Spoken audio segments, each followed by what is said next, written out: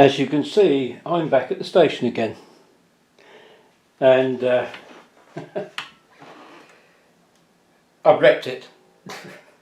That's because I finally decided which is the up line and which is the down line. This will be the up line for trains heading towards London, and this will be the down line for trains heading towards Oxford. Now, I have rebuilt the platforms, and there's a reason for this, because I've actually got platform pieces from two different generations. I've got some from an earlier generation, and then the others with this, let me get behind the camera to make sure I've got it in shot, has this different colouring on the platform edges, but more importantly, as you can probably see there, it has got lines of bricks and stone represented. So what I've done now is I've rebuilt one platform completely in the newer style to represent you know, a new build when the railway was actually converted from single line to double line. This one here is a mixture of old and new to represent where, when longer trains started running, there was room on this side to extend the platform, which has been done, but not room to extend the platform on the other side.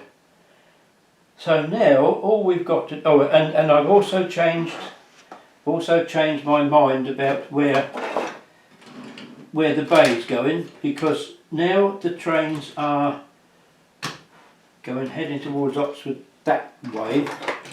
The long Crendon branch line will be coming in this way, and I'm going to keep the three tracks separate going round the corner over here.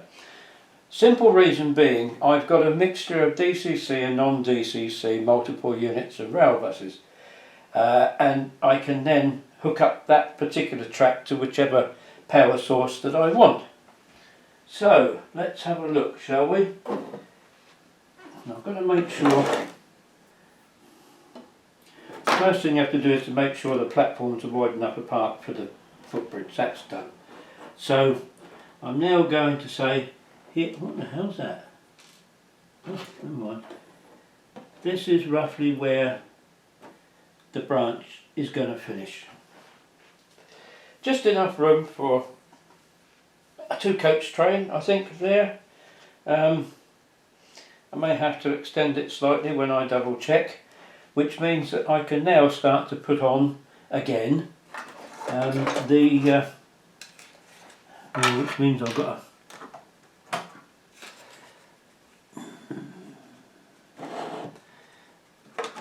they've got little lips underneath them, these platform pieces, so you can fit the platform steps on.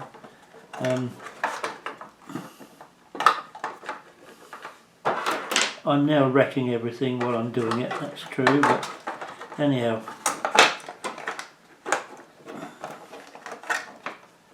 There we go. Big fingers. So it really is bringing everything up to this end now. I hadn't intended, I really wanted that to be sort of there, but the problem is it's not going to be long enough, I don't think. Give me 2 seconds and let's see what I can do, because I don't want to waste your time looking at a video of me being stupid. Welcome back. As you can see, there's been some progress. I've got it sorted out, what I wanted to do now. I've forgotten how I had it set up to start with. And what we're going to do now, we will put the larger waiting room on the other platform by its entrance, which will actually leave room for a little roadway along here so cars can park along here. I don't know whether I'm going to have a little good step or what. The thing is, I'm trying to keep this simple, so there'll be no points or anything like that on this side of the layout. There will the other side because that's the fiddle yard. But you know, people would say, well, why aren't there any goods facilities and all the rest of it? And I would turn around and say, well, when the station was built, the nearest goods facilities were at Tame, which is not that far away, so it wasn't thought necessary to build more goods facilities here. But of course you have the daily pick-up goods and the freight trains, pick-up freights that come through. So there is a little scope for platform unloading for those kind of things. So we'll have to see how it goes, won't we? Mustn't forget the gents. That is going to go there. So that's fine. And these two, not much in them at the moment, is there? Little flower gardens. And we're going to put them there. That makes it a nice touch. And the porter standing here with his load. Not too sure about the signal box now, because with the main activity being this end, obviously we will need signals either end, but I think what I'll probably do is I'll have the signal box on the platform, because I think it looks nice like that. And I don't know whether it's going to work like that, because one of the most important things about the signal box is that the signalman should be able to see where the trains are out the window, and I'm not sure that he's got the visibility there.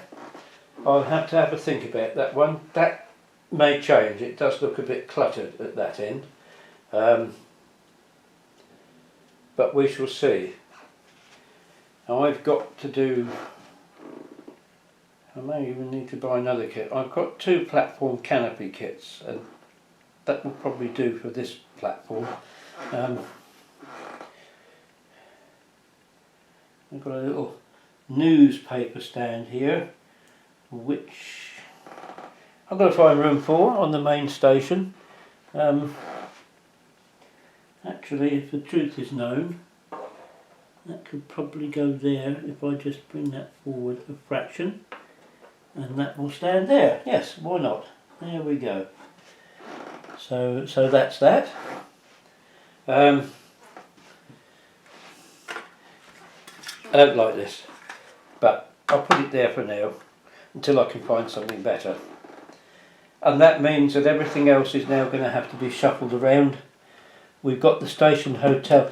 See, my thinking is, because everything is easy to get to this end, I'm going to put the main sort of buildings round this lot. And over here, obviously a bit less as the road goes away from the station and towards other parts of the town and what have you.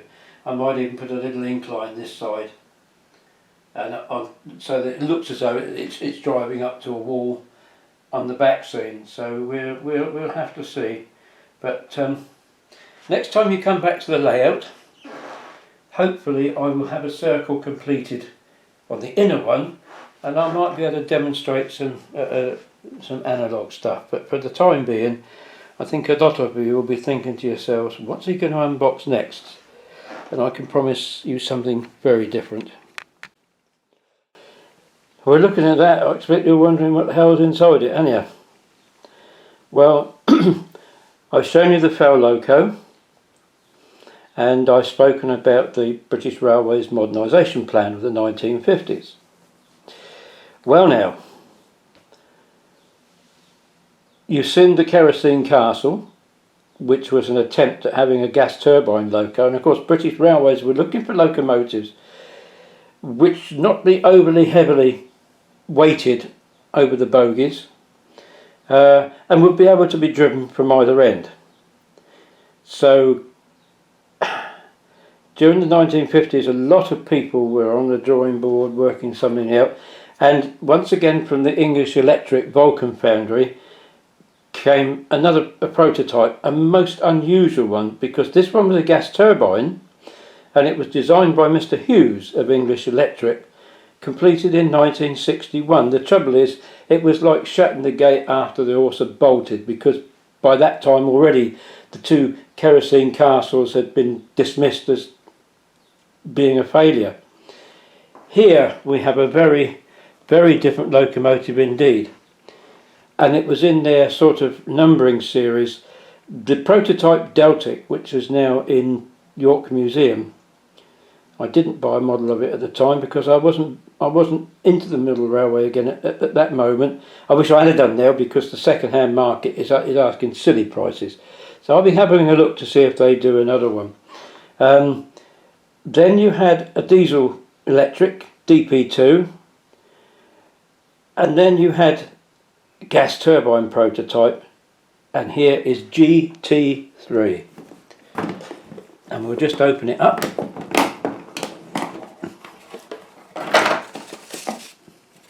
This is another one by KR Models, and everybody was saying, oh, you know, nobody's going to dare to do these because they're such a one-off, you know, who's going to want them for their model railway layout?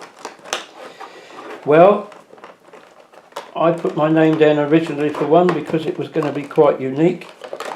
However, this has actually gone to 3 runs of it now, because it was so popular, and the Fell Loco's gone to 2 runs. So it just goes to show, doesn't it? If you dare to make the unusual, you will certainly reap the rewards. Now I'm just going to take that out of there, and I'm going to try and lift this up as gently as I can. Here is GT3. The tender contains kerosene. It also contains a steam heating boiler. It has a corridor running through it, and at the rear end of this is a driver's toilet and little restroom. Apparently the cab was so clean it was fitted with plush carpeting. But the idea of it was to keep it to locomotive design, so you have a 460 configuration. And being a mechanical transmission would save a lot on the expenses of hydraulic and electric and all the rest of this rubbish. So it was basically, if you like, a steam locomotive powered by kerosene. I think it'd be much clearer if I say steam outline loco. It was quite powerful, had a top speed of 90 miles an hour, and was used on tests in various parts of the British Railways Empire, including over Shap Summit, and it completed every single one of its test runs. Alright, there were teething problems, but it proved to be very reliable. However, it was non-standard. It would require a lot of development work to put it in service, and neither English Electric nor British Railways were prepared to fork the money out for that. So it was laid up in 1962, and by 1966 it had been scrapped. What a disappointment. Anyway, that's GT3. I'm going to get it on the track because I know you want to see it running.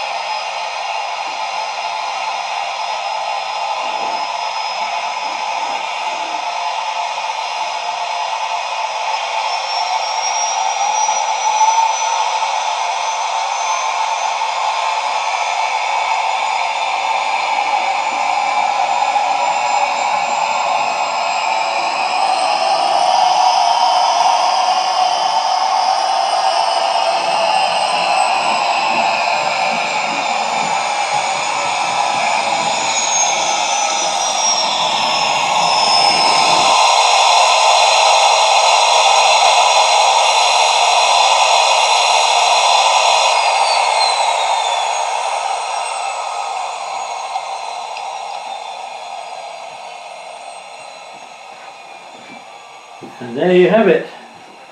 Gas turbines were very noisy, but there it is, the Chocolate Zephyr, as it was affectionately known to most people. Not having much luck with the track, but then it is old track, and as I said before, it is just down so that I can put a marker on where the new track is going to go. So that's it for this week.